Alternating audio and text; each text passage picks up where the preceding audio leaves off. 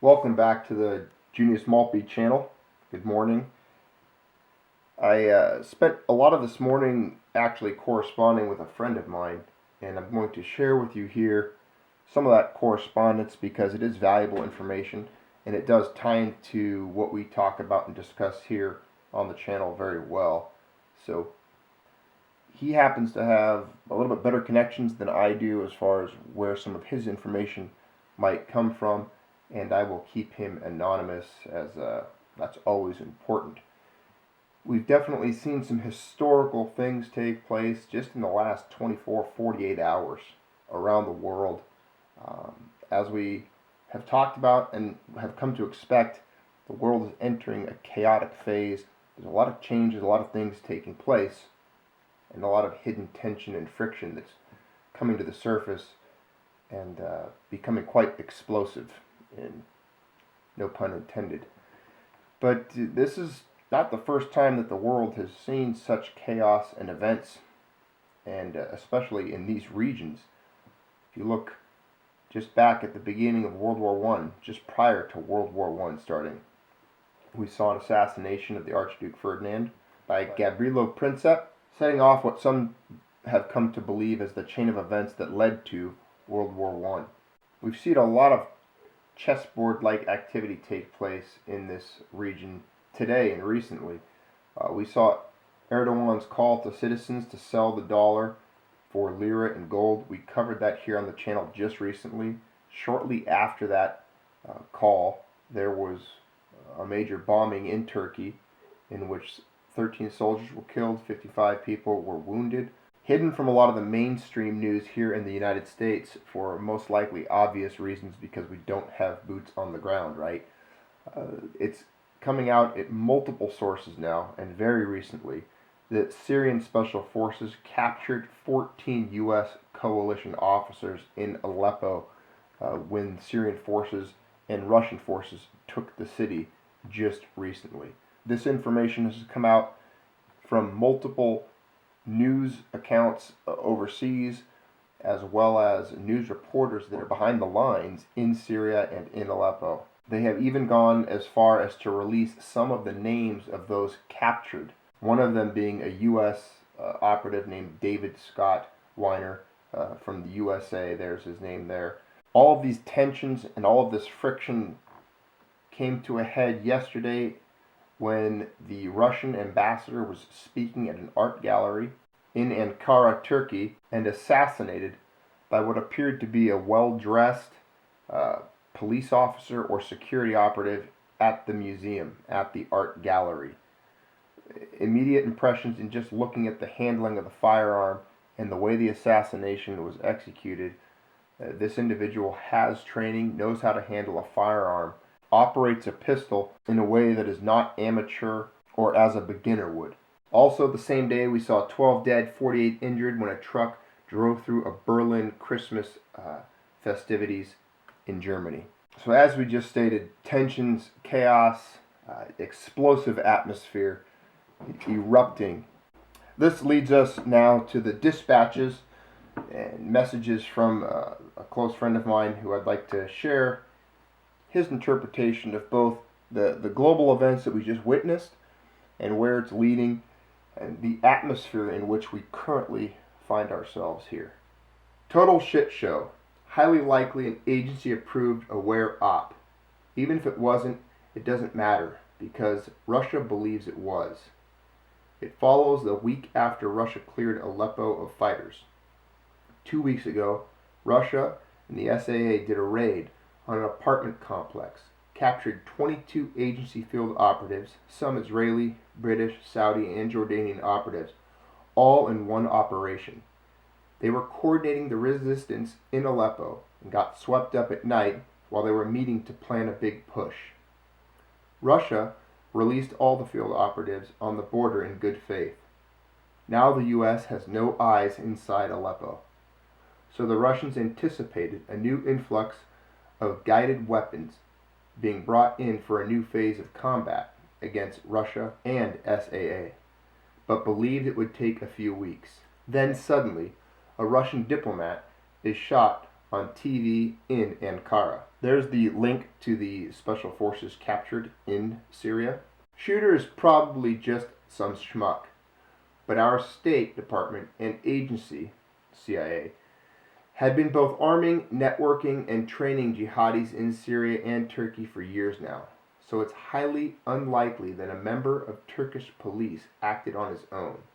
More likely, he was collecting info, being a sleeper inside Turkish state police, then was challenged by whoever his leadership is to conduct the assassination. The timing and parties involved red flag it.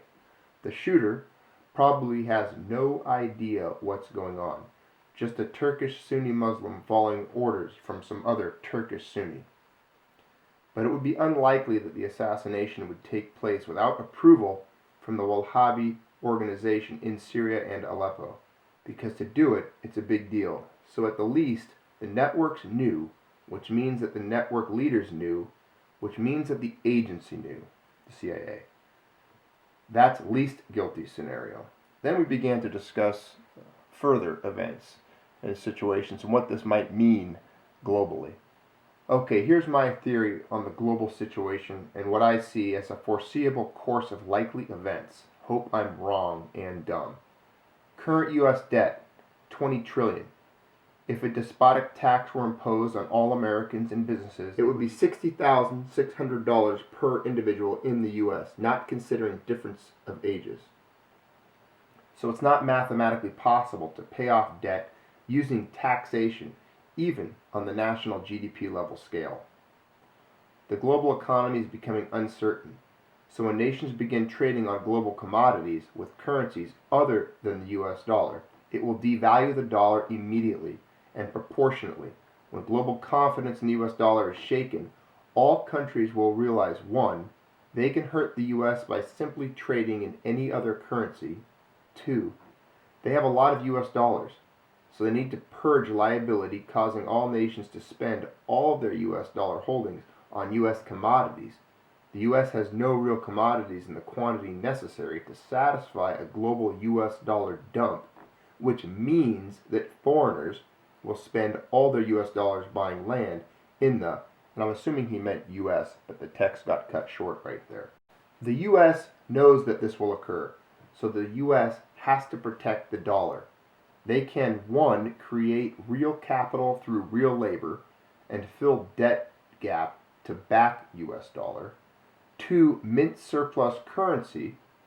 The result will be inflation, just like a Venezuelan situation. 3, default on debt. Reset dollar in trade relation. Number 2 is what we've been doing, but the inflation is exported into the global market, so we see all immediate benefit. After the global US dollar confidence is broken, any surplus inflation will be limited to within the US. So we will see immediate effects. So number 2 is eliminated as an option. Number 1 isn't possible.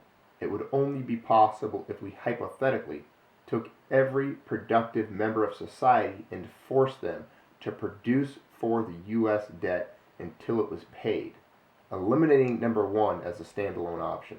Number 3 carries risk of loss of trade confidence in global market, plus risk of war, etc., but allows us to avoid paying the debt.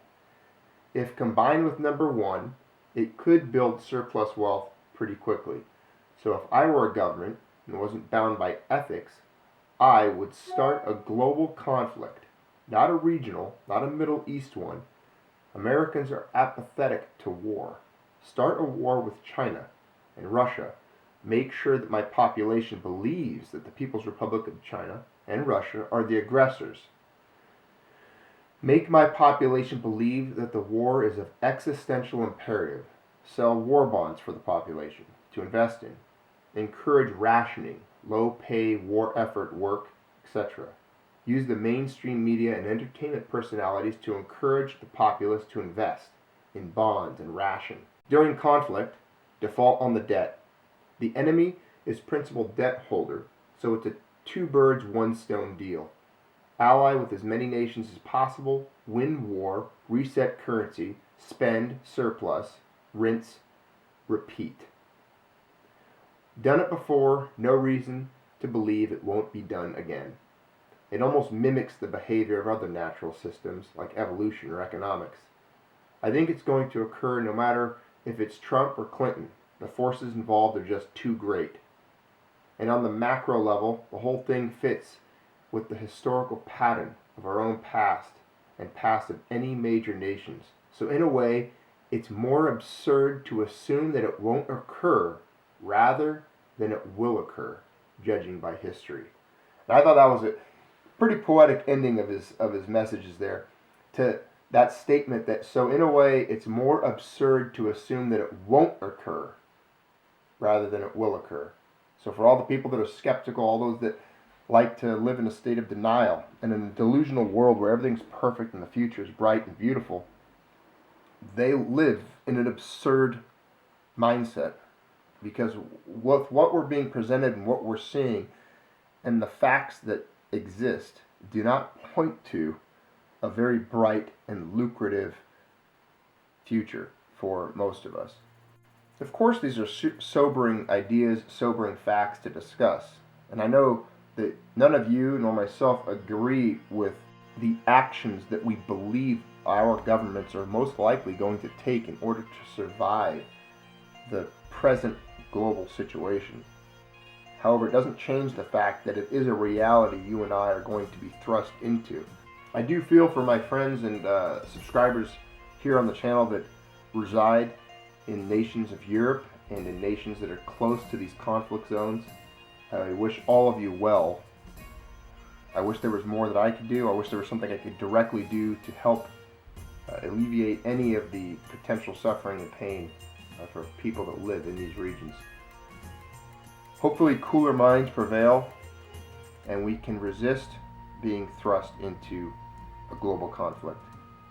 Hopefully we can sit down and figure a way out that doesn't involve another great war, another global war, a world war, a war to end all wars, as the statists like to term them back in the day. Nothing good will come of it. The only people who will die and suffer will be the peasants, the plebes, the serfs, those who don't have any stake in the game whatsoever. Thanks for joining us in today's discussion here on the Junius Maltby channel. We'll be sure and get to some more news and headlines later on. I wish you all a Merry Christmas season. Good day.